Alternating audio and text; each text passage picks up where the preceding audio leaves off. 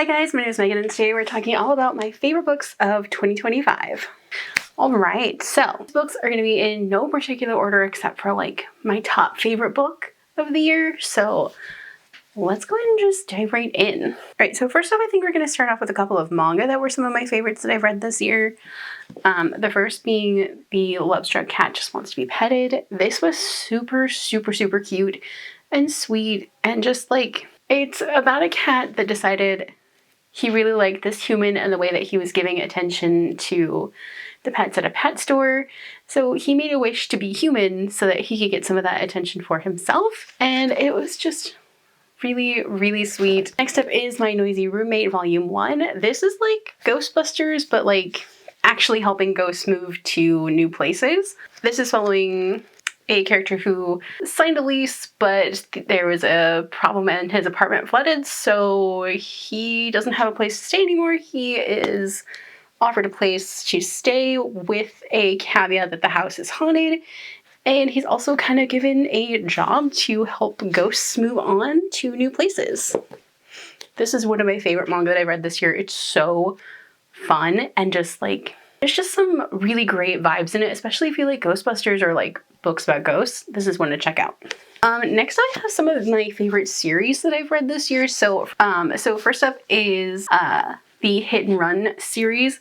This is a baseball romance series and it was a perfect summer read, especially if you love sports romances. This is one to give a shot because it's so much fun and like there's a lot of friendship drama in it, but yeah. Next up I have Nightmare Before Christmas and Go Luck Yourself. These are the first two books in the Royals and Romance series by Sarah Rosh. The first one is following the Prince of Christmas and the Prince of Halloween as they get into some shenanigans and fall in love when they aren't meant to. It's really sweet. The second one kind of follows the same vein of Another Prince for Christmas and the Prince of St. Patrick's Day falling in love. Both of these are super sweet and super queer and so much fun. Especially if you love a holiday romance, both of these are amazing. And then next up for series, I have A Fairy of Bones and Gold. This is the first book in the Soulbound series, and these are the other two that I've read for this series this year. This series is so good. This like grabbed my heart and just did not let go. This is a really great urban fantasy following Patrick, who is a mage with some messed up powers and a soul debt to the gods.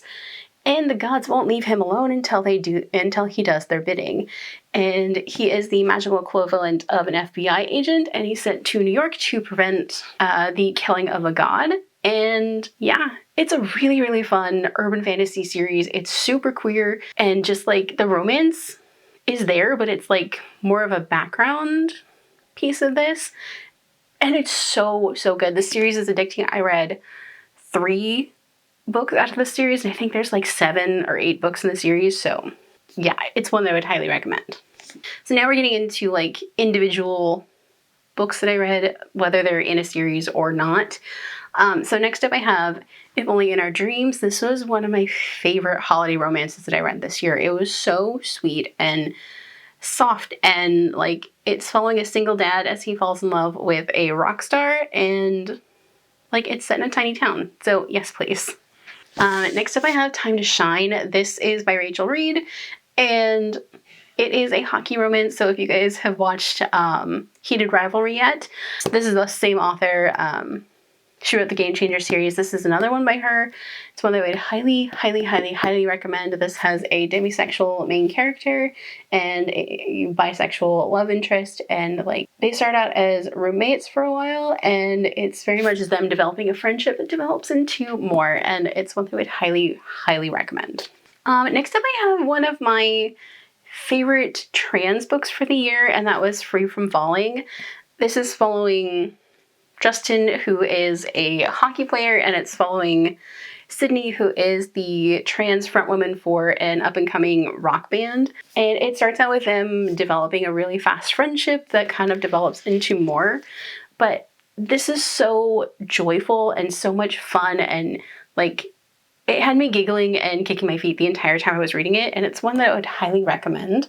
Especially if you love the graphic novel Check Please, this is one to go for. Next up I have Cloudy with a Chance of Bad Decisions. This is a really fun, soft and sweet contemporary romance about two people that have a not so great meet cute at an airport, and it turns out they are going to the same wedding, and one, it's his sister's wedding, the other, it's a family friend, and the two families of the wedding party like are trying to push these two people together because they think they would be fantastic.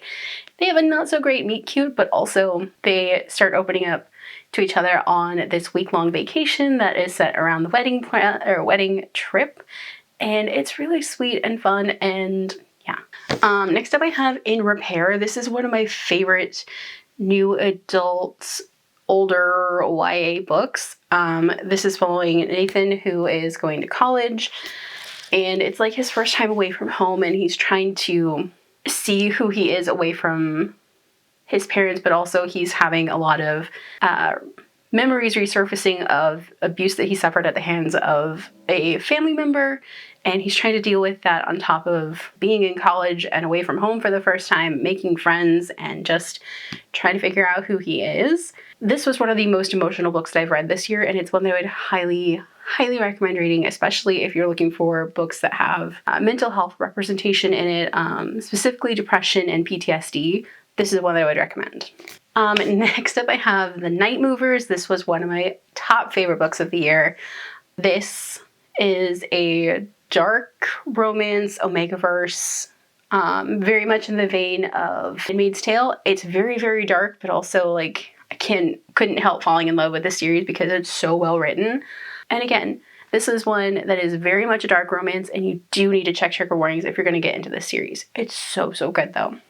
Next up I have Cemetery Boys. This is another trans, so this is following Yadriel, who is a trans boy, and his family is full of brujas and brujos, and his family isn't letting him connect with the magic that is like their birthright. And he goes and does it himself, and in doing so he summons a dead classmate's ghost, and they figure out that he was murdered, and he kind of also falls in love with him. And it's fantastic. It's one that I would highly recommend. I know I'm late to the party on this one, but it's fantastic. Next up I have Feastmakers. This is also one of my top favorite books of the year. This is the final book in the Scapegracer series. This is the culmination of Sideways and her coven of mean girls as they go after a Christian fundamentalist witch hunter group and like try to get revenge for the magic that's been stolen from them and from other covens. And it's about these covens of queer witches coming together and like taking a stand, and it's fantastic. It's a little rushed, but I would highly recommend. The series is fantastic overall. And then my absolute favorite book that I read this year is The Golden Raven. I read this twice this year, and it melted my heart, but also like crushed it and like tried to put it back together like a Lego that didn't go quite together. This is like one of the best sports romance books, or sports, it's not quite a romance yet, but like it's there. It's one of the best books I've ever read. It's so fantastic, and the way that John and Jeremy are becoming different people right before your eyes, whether that's healing or like dealing with the grief and trauma that comes with like family that doesn't see you. Ooh, it's so, so good. It's one that I would highly recommend. It's messy, but also like you're rooting for the characters. And like I said, it's one of the best books I read this year. Like I read it twice. And it's one that I would highly recommend you check trigger warnings before diving into this series. All right, so those are my favorite books from 2025. What were some of your guys' favorite books? Let me know down below. If you guys like this video, don't forget the like button. If you haven't already but would like to, go ahead and hit the subscribe button.